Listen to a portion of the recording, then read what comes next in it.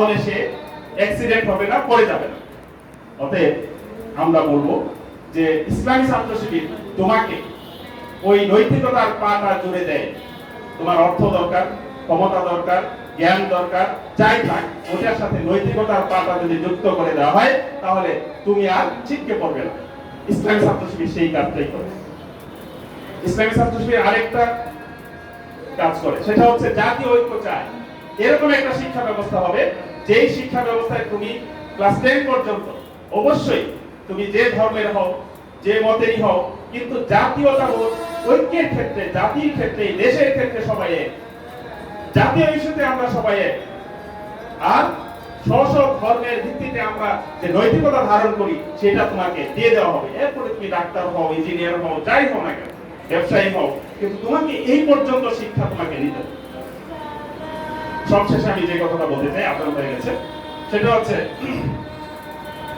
তোমাকে এখনই সিদ্ধান্ত নিতে হবে, স্থির করতে হবে যে তুমি কি হতে চাও। এবং তোমাকে এই দৃঢ় সিদ্ধান্ত নেওয়ার জন্য আমি একটা ঘটনা বলি, আমি আমার কথা শেষ করতে চাই। সেটা হচ্ছে তোমরা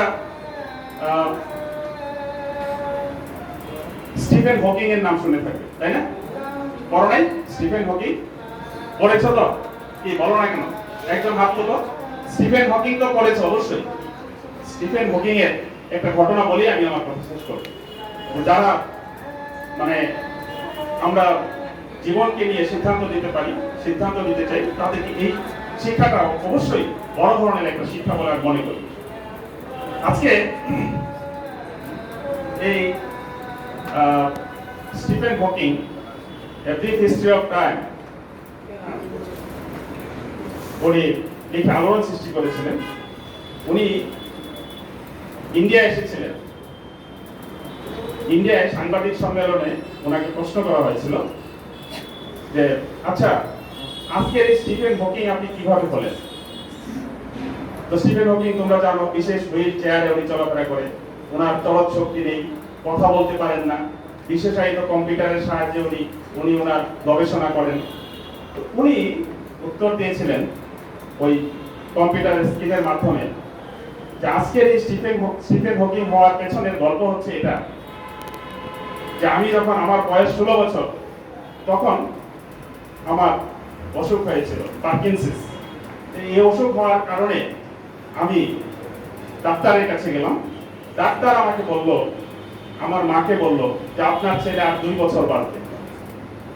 এই কথা শোনার পর আমি সিদ্ধান্ত নিলাম যে আমি যদি 60 বছর, সাধারণত মানুষ 60 বছর বাঁচে, 50, 60, 70, 80 এরকম বাঁচে, তা আমি ধরে নিলাম যে আমি যদি 60 বছর বাঁচি, 60 বছরে আমি পৃথিবীকে যা দিতাম, যা দিতে পারতাম, আমি যেহেতু 2 বছর বাঁচবো, এই 2 বছরে আমার 60 বছরের পাওনা পরিশোধ করতে হবে এই পৃথিবীকে।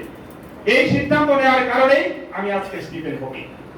প্রিয় উপস্থিতি, আমি তোমাদেরকে সর্বশেষ এই কথাটাই বলতে চাই যে তোমাকে এই সিদ্ধান্ত নিতে হবে, সময়কে কাজে লাগাতে হবে। এই সময়ের আলোকে